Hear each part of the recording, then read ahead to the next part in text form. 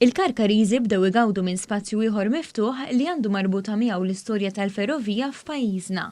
Waqt l-inaugurazzjoni tal-ġnien mill-Prim Ministru Joseph Muscat, is-Sindku ta' Birkirkara Joanne Bonogrek iddeskrivit il-ġnien bħala l-uniku pulmun f'Birkirkara.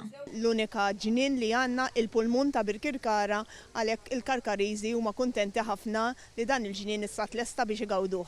Ix-xogħol sar b'investiment ta' €1,000,000 bl-għajnuna finanzjarja ta' diversi entitajiet fosthom tal-Awtorità tal-Ippjanar. L-investiment huwa kbir, dan il-ġnien ħajjiswa madwar €1,000,000. Sewa madwar €1,000,000 ħadna mill-fondi tal-Planning Authority kif għedna l-iktar il-qoddim u il-mużew ħajjiġi mill-flus tal-IRDF. Fil-fatt tal dan il-proġett l-awtorità allokat kważi €400,000 li jinkludi l-iżvilupp ta' mużew ta' trasport u l-installazzjoni ta' lift. Il-vagun da kien ġibu missieri fit-tmeninijiet, kien ġabu biex jitgawda dan l-unika vagun li fadal, allura aħna stalina li dan nirrestawrawnih biex jitgawda mill-Karkariżi u tpoġġa post prominenti tal-ġnien li tpoġġa quddiem il-Mużew tal-Ferrovija. Fid-diskors tiegħu il-Prim Ministru Joseph Muscat qal li dan il-ġnien se jservi ta' spazju ieħor miftuħ biex eluf ta' familji jibdew igawduh u japprezzaw aktar l-istorja li jġib miegħu dan il-post.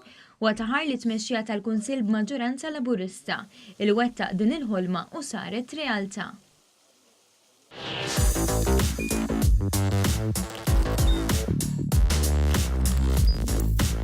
Idħol fuq one.com.mt u hemmhekk tista' tara l-programmi kollha li jxandru fuq One permezz ta' One Play.